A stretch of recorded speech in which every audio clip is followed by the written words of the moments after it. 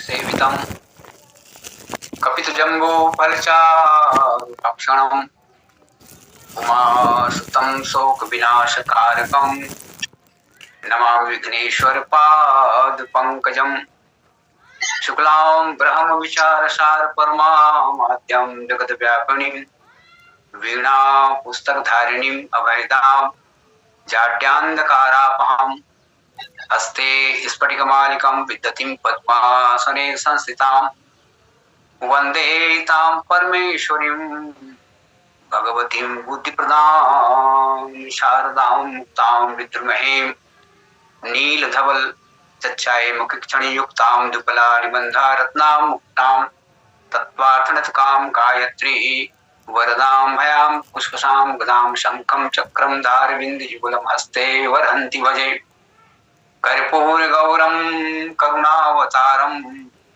संसारसारं भुजगेन्द्रहारं सदा वसन्तं हृदयारविन्द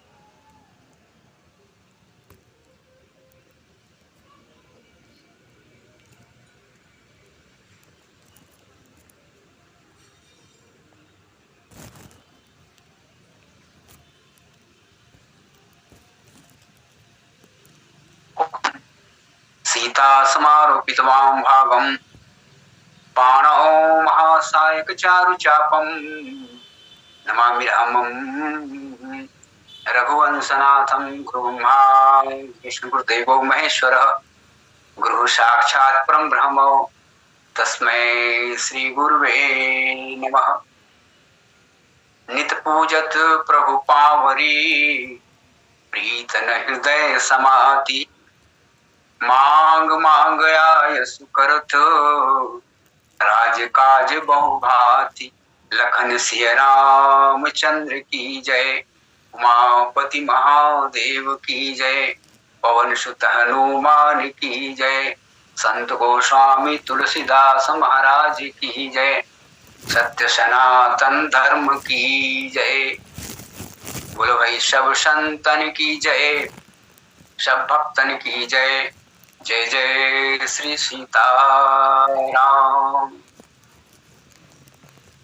श्री राम कथा सत्संग मानस पटल में विराजमान भगवत स्वरूप मानस प्रेम सज्जनों, पूज्य गुरुजनों, समादरणीय मित्रों, ममतामयी करुणामयी माता बहनों, आप सबों के पवन चरण कमलों में मेरा सादर शीश नमन, सादर प्रणाम, सादर अभिवादन। राम कथा में आप सबों का हार्दिक अभिनंदन है, सुस्वागत है।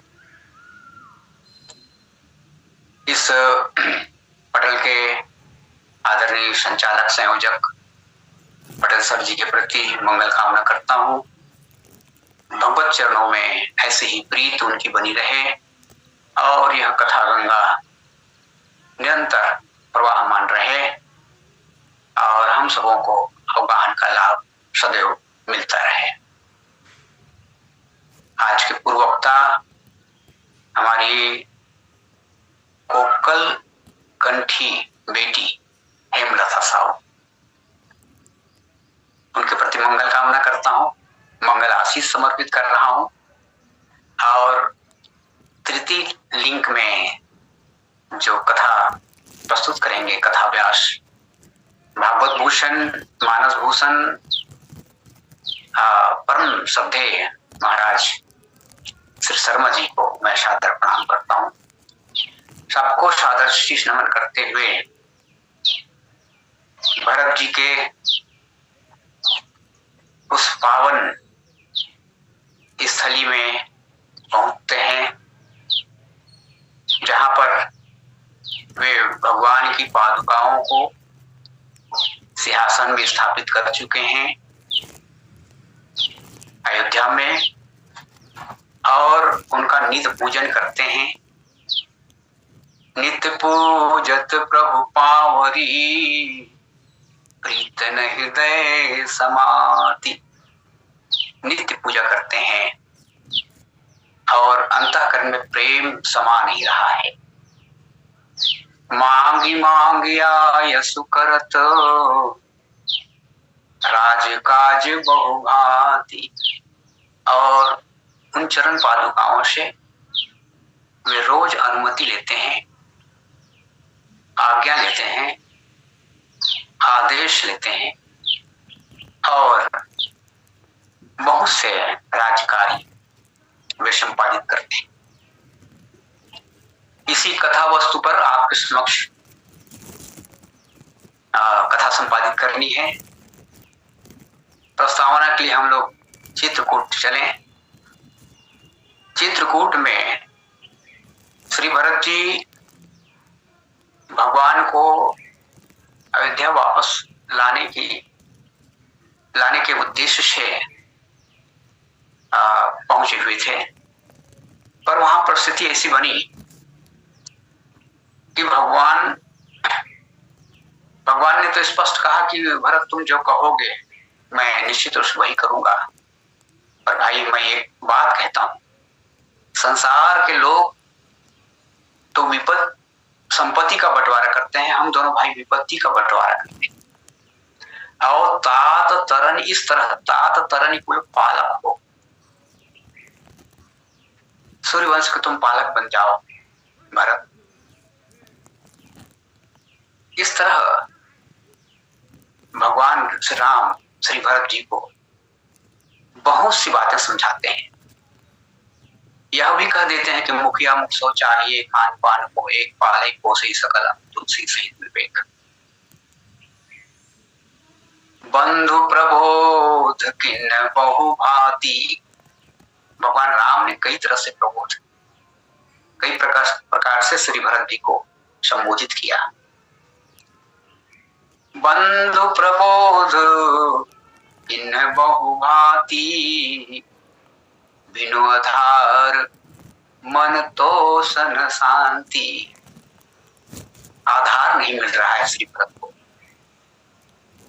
श्री भरत जी के चित्रकूट यात्रा का जो उद्देश्य है हम सभी लोग जानते हैं। श्री भरत जी भगवान को संकोच में ही डालना चाहते थे। अयोध्या के स्वामित्व की स्वीकृति वे चाहते हैं। राज्य का संचालन बहुत बड़ी समस्या नहीं है, फिर वे परंतु वे राजा के रूप में राज्य का संचालन नहीं करना चाहते। वे एक सेवक के रूप में राज्य का संचालन करते हैं। राज्य का वे संचालन करते हैं, पर आधार चाहिए, भगवान की स्वीकृति चाहिए कि मैंने अयोध्या का राज्य स्वीकार किया, राज्य मेरा है। जैसा कि भरत की भावना है कि संपत्ति सब रघुपति के आई। भगवान ने यही कहा कि भरत संसार के सब भाई संपत्ति की बंटवारा करते हैं, हम दोनों भाई विपत्ति की बंटवारा करते हैं। पितु आयुष परिहै दो भाई, हम दोनों भाई पिता के आदेश का पालन करते। पिता ने जो आदेश तुमको दिया है तुम पालन करो, मुझको जो आदेश पिता ने दिया है उसका परिपालन मैं करूं। इस प्रकार तात तरन कुल पालक हो, सूर्यवंश के पालक बनो और श्री भरत विश्व भरण पोषण कर नाम तत्वश्वरी। मन में तो स्वीकार कर लेते हैं भगवान की आज्ञा को, पर बिनु आधार मन तोष न शांति। बिना आधार के उनको संतुष्ट नहीं मिल रही है। सो अवलंब पहले ही निवेदन कर चुके हैं। सो अवलंब देव मोहि देई, पार पावई जैसे। महाराज वो आधार दे दीजिए मुझको, जिसके आधार पर मैं ये 14 वर्ष की जो अवधि है इसको पार कर सकूं। और तब भगवान जानते हैं भरत की इच्छा को, भरत की इच्छा, भरत की भावना, भरत के विचार, सब कुछ जानते हैं भगवान। भरत की भावना के अनुकूल उन्होंने अपनी चरण पादुका श्री भरत की। भरत की भावना क्या थी? मोरे शरण राम ही के पनहि। यही तो गोस्वामी जी महाराज तो यही तो बताते हैं कि ये कौन भरत है। बंदम प्रथम भरत, प्रणवम प्रथम भरत कै चरणा, जासु नेम व्रत जाई न बरन। उनके जीवन में जो नेम और प्रेम है वो भगवान के चरणों के लिए ही है। वे समर्पित हैं, श्री भरत प्रभु चरणों में समर्पित। राम चरण पंकज मन जासु, लुबुध मधुप इव तजई न पासु।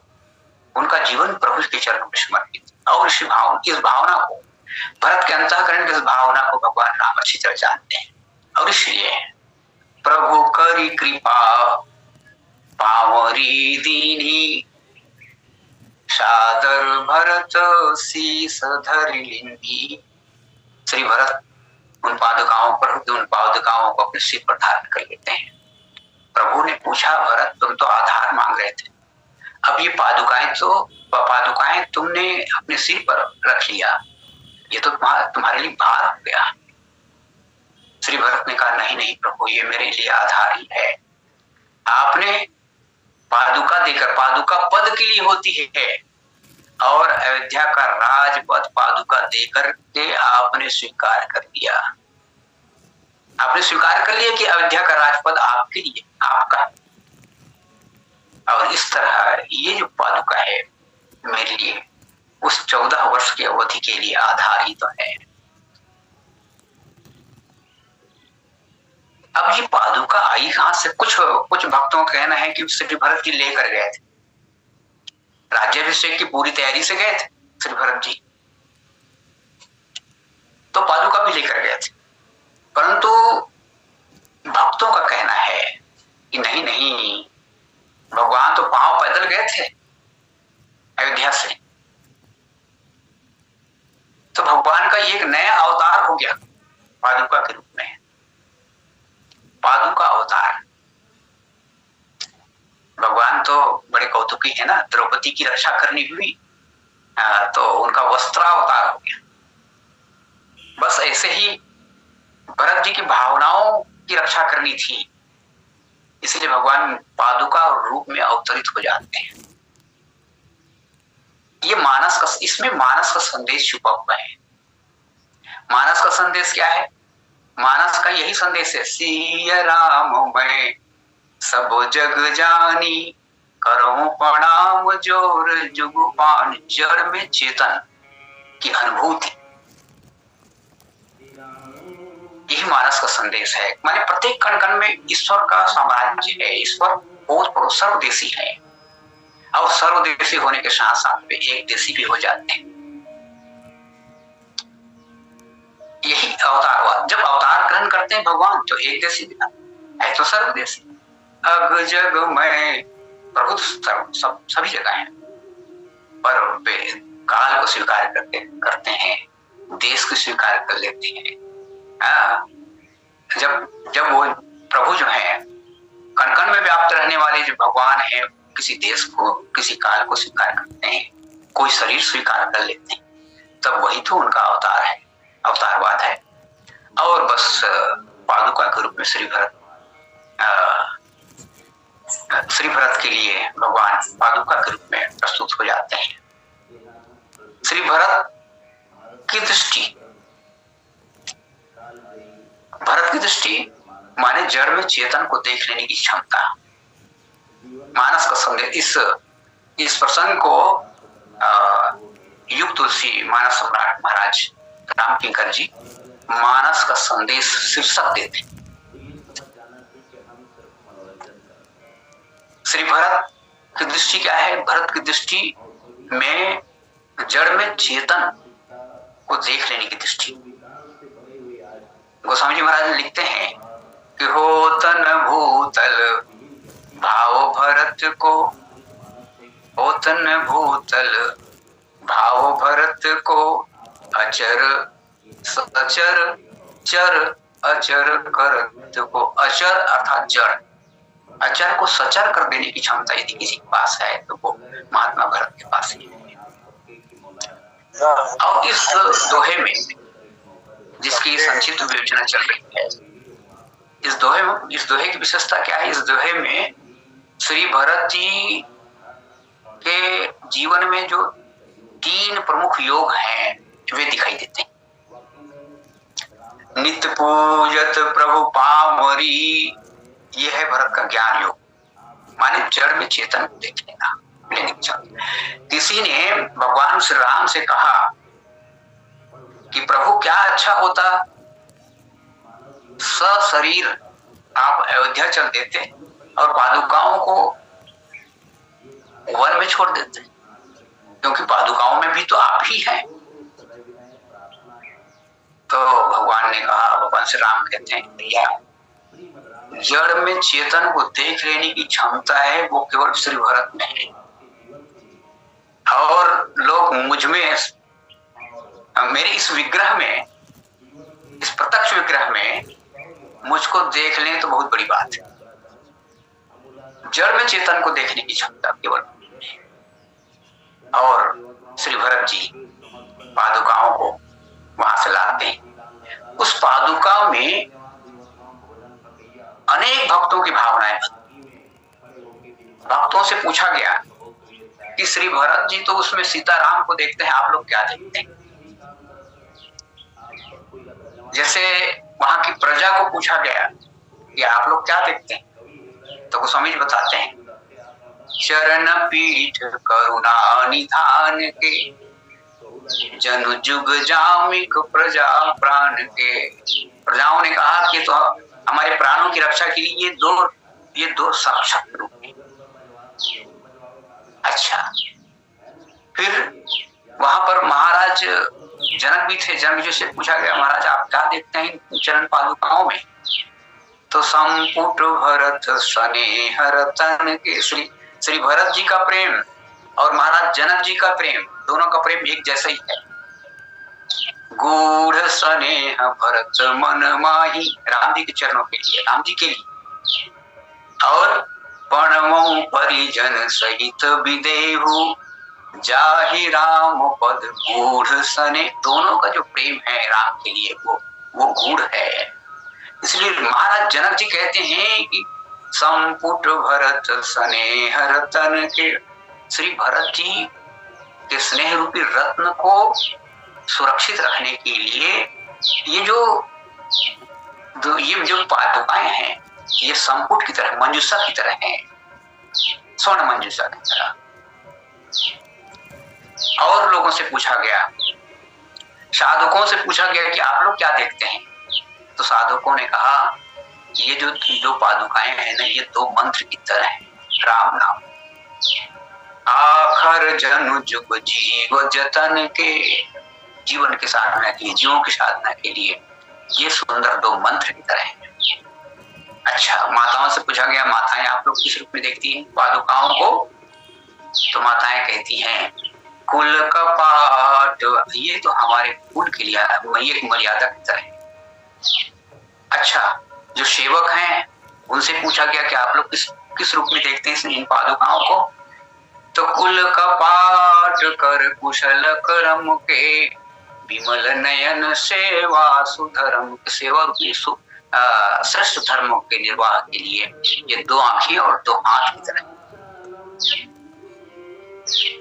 और भरत जी तो ये कहते हैं, भरत जी ने देखा उन पादुकाओं में, भरत मुदित अवलंब लहेते, भरत मुदित अवलंब लहेते, हस सुख जस सिय राम रहते। भरत जी ने देखा कि इन चरण पादुकाओं के मेरे प्रभु श्री सीताराम मेरे साथ चले आ रहे हैं। श्री भरत जी अयोध्या आते हैं और गुरु जी से आज्ञा लेते हैं, चरण पादुकाओं को वे राज सिंहासन में स्थापित करते हैं और नित्य पूजत प्रभु पावरी, प्रीतन हृदय समाति, मांग मांग आयस करत, राजकाज बहुभांति। इस दोहे की विशेषता यह है कि श्री भरत जी के 3 योग, भरत जी के जीवन में, भरत जी तो निर्वध गुण निरुपम पुरुष, भरत संज्ञान, भरत जी के जीवन में तो असंख्य सद्गुण समाहित हैं। पर विद्वानों ने इस दोहे में श्री भरत जी के जीवन में स्थापित 3 योगों की ओर हमारा ध्यान आकर्षित किया है। नित पूजत प्रभु पावरी, इसमें ज्ञान है, जड़ में चेतन को देखना ज्ञान है। ज्ञानमान जहाँ एक नाही, देखिए ब्रह्म समान सब माही, नित पूजत प्रभु पावरी। पावरी में श्री सीताराम का दर्शन श्री भरत करती है, उनका ज्ञान है, जड़ में चेतन को देखना। प्रीतन हृदय समाति, इसमें उनका भक्ति योग दिखाई देता है। प्रेम हृदय में समा नहीं रहा है, प्रेम हृदय में समाएगा नहीं तो क्या होगा, आंखें छलछला जाएंगी, प्रेम बाहर निकलेगा, हृदय भर जाएगा, तो फिर बाहर आएगा वो प्रेम। तो ये उनका प्रीतन हृदय समाधि, ये उनका भक्ति योग है। और मांग मांग आयसु करत राजकाज बहुभाति, ये श्री भरत जी का कर्म योग। रोज पूजा करते हैं प्रेम भरे हृदय से और मांग मांग करके राज्य काज करते हैं। श्री भरत का यही दृष्टिकोण, जड़ में चेतन को देख लेना। और सचमुच में यत्र तत्र वे अपने ईश्वर को देखते हैं, उनका ज्ञान एक देशी नहीं है, वे तो सर्वत्र अपने ईश्वर को देखते हैं। जब वो वन पथ में थे, चित्रकूट के रास्ते में थे,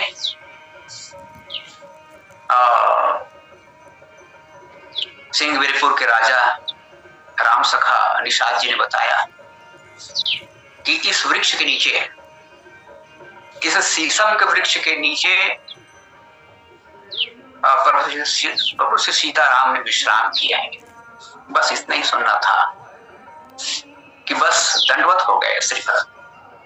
जय शिशुपा पुनीत तरु रघुबर किय विश्राम, अति स्नेह सादर भरत किन्हे दंड प्रणाम। शीशम के वृक्ष को प्रणाम करते हैं, उनमें उनका भगवान दिखाई देता है, प्रभु सीताराम दिखाई देते हैं। वहीं पर कुछ स्वर्ण बिंदु दिखाई दिए। जड़ में चेतन को देखने की क्षमता केवल भरत में है। स्वर्ण बिंदुओं में उन्होंने क्या देखा, कनक बिंदु, उसमें भगवती से सीता दिखाई देती है श्री भरत जी को। कनक बिंदु दुई चारिक देखे, राखे शीस सिय समलेखे। श्री भरत जी को उन कनक बिंदुओं में माँ के कण आभूषण से कुछ कण स्वर्ण के गिरे हुए थे। भरत जी ने उसको देखा और उसको हृदय से लगा लेते हैं। माँ से उनका मिलन हो रहा है, ऐसा सुख का वे अनुभव करते हैं। फिर जब तीर्थराज प्रयाग में पहुंचे और वहां गंगा की गौरी धारा और यमुना की सांवली धारा को उन्होंने देखा तो उनके हाथ जुड़ जाते। देखत सा श्यामल धवल हलोरे, पुलक शरीर भरत कर जोरे। प्रणाम किया उन्होंने। सांवली धारा में भगवान राम दिखाई देते हैं उनको, गौरी धारा में माँ भगवती सीता जी उनको दिखाई देती। यह है दृष्टिकोण श्री भरत का, जड़ में चेतन को देख लेने की क्षमता। इसी तरह राम घाट को उन्होंने प्रणाम किया। राम घाट कह किन्ह प्रणामू, जहां भगवान ने स्नान किया। राम सखा श्री निषाद जी ने बताया कि इसी घाट में भगवान ने स्नान किया। बस क्या था, श्री भरत जी उनको प्रणाम करते हैं। उनको ऐसा लगता है कि राम ने स्नान किया, मेरे भगवान अब भी यहाँ है इसी घाट में। राम घाट कह किन्ह प्रणामू, भामन मगन मिले जन राम। ये है श्री भरत को दृष्टिकोण, जड़ में चेतन को देख लेना। तो नित पूजत प्रभु पावरी, प्रीतन हृदय समाति। प्रीतन हृदय समाति, कैसी प्रीति है श्री भरत की राम के प्रति। तो गोस्वामी तुलसीदास जी बताते हैं, अगम स्नेह भरत रघुबर के, जहाँ न जाई मन विधि हरि हर के। भगवान ब्रह्मा, भगवान श्री विष्णु, भगवान श्री शिव, इनका मन भी उस स्नेह को स्पर्श नहीं कर पाता हो, वे भी समझ नहीं पाते। ऐसा अद्भुत प्रेम, अगम स्नेह, अगम जिसकी कोई था नहीं, जिनके प्रेम की कोई था नहीं, साक्षात प्रेम मूर्ति है ना श्री भरत जी। महर्षि भरद्वाज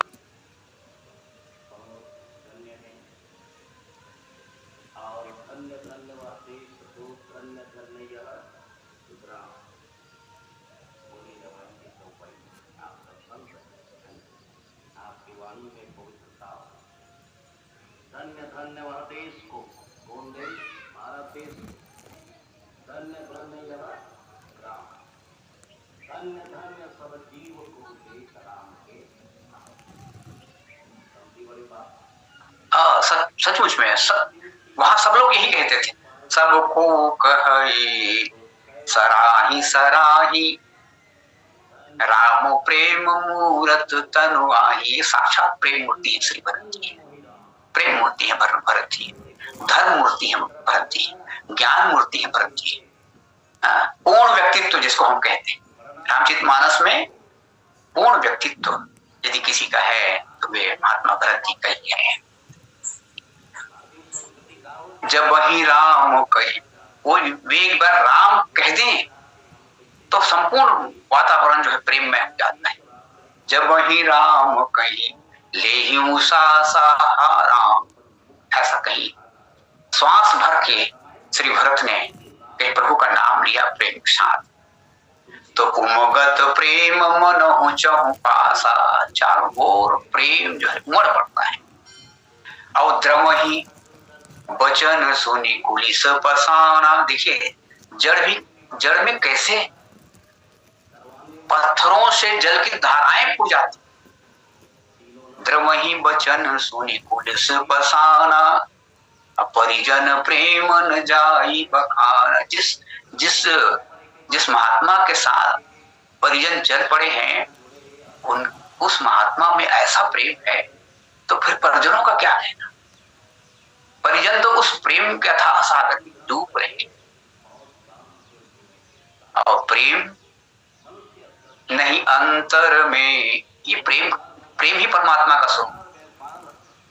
नहीं अंतर में, नहीं बाहर में, नहीं आम में है, नहीं खास में है, न विरक्ति में है, न विलास में है। यदि प्रेम है तो प्रभु पास में है। नित्य पूजत प्रभु पावरी, प्रीतन हृदय समाधि। प्रेम जो है समा नहीं रहा है, प्रीत समा नहीं रही है, पूर्णतः भावना से भरे हुए श्री भक्त। ये जो प्रसंग है वो मानस का संदेश है।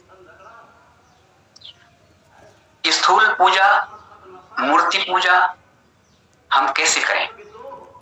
पूर्ण भावना से भर कर, क्योंकि भावना और मूर्ति दोनों का अटूट संबंध है, दोनों एक दूसरे के पूरक है। जैसे प्राण और शरीर, पूछा जाए भाई प्राण और शरीर में कौन श्रेष्ठ है, तो कोई ऐसा कह सकता है कि प्राण श्रेष्ठ है। अरे भाई केवल प्राण ही रहे, शरीर न रहे तो उस प्राण का क्या महत्व है। और शरीर है और कहीं प्राण नहीं, तो शरीर तो फिर सौतुल्य है। तो इस तरह क्या हुआ? इस तरह ये हुआ कि हमारी भावना उस मूर्ति को जीवंत करती। मूर्ति की पूजा के व्यक्ति केवल मस्तिष्क नहीं है भाई, व्यक्ति के पास केवल मस्तिष्क नहीं है, उसके पास एक हृदय भी है। अपनी हृदय की भावना को वो कहाँ केंद्रित करेगा? संत राजेश रामायणी जी एक संस्मरण बताते हैं। किसी ने उनको पूछा कि महाराज भगवान सर्वत्र है तो फिर मंदिर में मूर्ति स्थापित करने की आवश्यकता क्यों है? सर्वत्र है भगवान, मूर्ति की आवश्यकता क्यों है? मंदिर की आवश्यकता क्यों? तब संत जी उत्तर देते हुए कहते हैं कि भैया ये तो बताओ, हवा सब जगह है कि नहीं? हवा सब जगह है, पर हम लोग पंखा क्यों लगाते? बस यही बात है, ईश्वर सर्व जगह है, सब जगह है, पर हमारे अंतःकरण में, हमारे हृदय में भावना भी तो है। उस भावना को कहाँ केंद्रित करेंगे? हमारी श्रद्धा को, हमारी आस्था को कहाँ केंद्रित करेंगे? ईश्वर सर्वत्र है, पर मेरा हृदय, मेरे हृदय में जो प्रेम है वहां कहाँ पर वो बैठे हो प्रेम?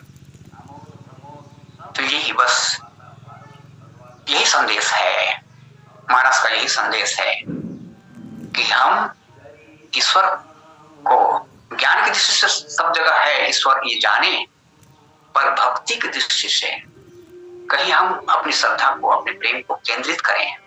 नित्य पूजत प्रभु पावरी, ये मूर्ति पूजा का संदेश, ये मानस का संदेश है कि हमने मूर्ति पूजा को इस रूप में स्वीकार किया है।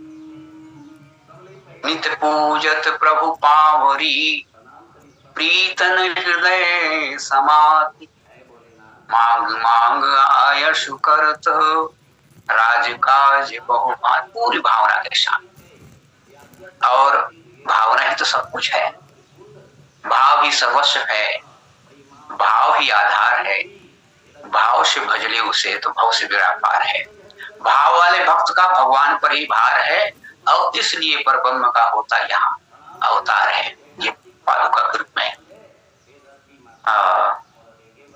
भगवान श्री सीताराम यहाँ अवतरित हो चुके हैं, सिंहासन में स्थापित हैं।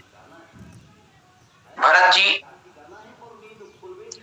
अनुमति लेते हैं, आज्ञा लेते हैं और राजकार्य करते हैं। ये मूर्ति से प्रार्थना करना ये पहली कक्षा है, और हमारी जो भावना तीव्रतम रूप में उस पर स्थापित हो जाती है, तो फिर मूर्ति, जब मूर्ति बोलने लग जाती, मूर्ति का बोलना ये अंतिम कक्षा है। तो क्या मूर्ति बोलती भी है? हाँ, मूर्ति बोलती है। ये सगुण उपासना में जो ब्रह्म है वो ईश्वर के रूप में जब अवतरित होते हैं, तो वो सब कुछ करते हैं और सब कुछ ग्रहण करते हैं। हम जो भी समर्पित करते हैं, पत्रम पुष्पम फलम तोयम यो में भक्तः प्रयच्छति, जो भक्त लोग जो भी समर्पित करते हैं वो मूर्ति उसको ग्रहण करती है। अब मूर्ति बात भी करती है। पुष्प वाटिका प्रसंग में भगवती श्री सीता माँ गौरी की पूजन की जाती है, पूजा करती है। पूजा किन्ह अनिक अनुरागा, निज अनुरूप सुभग बर मांगा। जय जय गिरिवर राज किशोरी, जय महेश मुख चंद चकोरी। जय गज बदन सदानन माता, जगत जननी दामिनी दुति गाता। नहीं तव आदि मध्य अवसाना, अमित प्रभाव वेद नहीं जाना। भव भव विभव पराभव कारिणी, विश्व विहारिणी। पति देवता सुतीय महु, मातु प्रथम तव रेख। महिमा मित न सकहि कही, सहस शारदा शेष। सेवत तो ही सुलभ फल चारी, वरदायनी पुरारी प्यारी। देवी पूजी पद कमल तुम्हारे, सुर नर मुनि सब हो ही सुखारे। माता ने, भगवती से सीता ने गिरजा पूजन किया, और हुआ क्या अंत में? विनय प्रेम बस भई भवानी। देखिए भावना का कैसा खेल है। स्वीकार करती हैं माँ गौरी, माँ भगवती सीता के पूजन को। विनय प्रेम बस भई भवानी, खसी माल मूर्ति मुस्कानी। गौरी माँ के गले में जो माला थी नीचे आती है और सीता जी के गले में पड़ जाती है माला। मूर्ति मुस्कुराने लग गई। सादर प्रसाद बोली गौरी हरसि मन, सुन सी सत्य शीस हमारी, पूजहि मन कामना तुम्हारी। नारद बचन सदा सुचि सारा, सोबर मिलहि जो, सो मिलहि जाहि मन राजा। इस प्रकार हम देखते हैं भक्तों के भावना के अनुरूप भगवान कार्य करते हैं। मूर्ति पूजा के साथ यदि हमारी भावना जुड़ी हो तो निश्चित रूप से मूर्ति बोलती है। और ये यहाँ पर हुआ, नित्य पूजत प्रभु पावरी, प्रीतन हृदय समाति, मांग मांग आय सुकरत, राजकाज बहुभांति। इसी के साथ मैं विराम लेता हूँ। बोलिए सियावर रामचंद्र की जय। बोलिए सियावर रामचंद्र भगवान। सुन रहे थे नित्य पूजत प्रभु पावरी, प्रीत नहीं दे समात, राज मांगी मांगी आयस तो राज का बहुभांति। अयोध्याकांड के इस दोहे के आधार पर भगवत चर्चा, बहुत सारे सैद्धांतिक तत्वों का हरिक पुच्छ करके आपके द्वारा समझ के लिए आप सदुआसी पात्र हैं। साधारण व्यक्ति जब प्रतीक अथवा मूर्ति तब उसकी आराधना अधूरी होती है, क्योंकि वह परंपरा के रूप में ही इस प्रक्रिया को स्वीकार करता है। उसे उस मूर्ति के समग्र चैतन्यता का साक्षात्कार नहीं होता। इसलिए जब वह प्रार्थना और रोध पाठ करता है तब देवता की ओर उत्तर का समाहित न देने पर भी उसे कोई असंतोष नहीं होता। जब भी व्यक्ति समाज में किसी दूसरे व्यक्ति से वार्तालाप करता है तो उत्तर की आशा अवश्य रखता है। व्यक्ति के समक्ष भोजन तब वह आशा रखता है कि सामने वाला व्यक्ति स्वीकार करेगा, किंतु मूर्ति के समक्ष जब नैवेद्य अर्पित किया जाता है तब वह खर्च नहीं करता कि यह नैवेद्य स्वीकार कर लिया जाएगा। किंतु एक सच्चे भक्त के लिए प्रतिमा एक प्रतीक मात्र नहीं है, वह उसमें अपने इष्ट देव का साक्षात्कार करता है। इसकी चर्चा आपके द्वारा की जाती है। तो सीता जी गौरी पूजन के लिए जाती है। गजानन बहुत गणा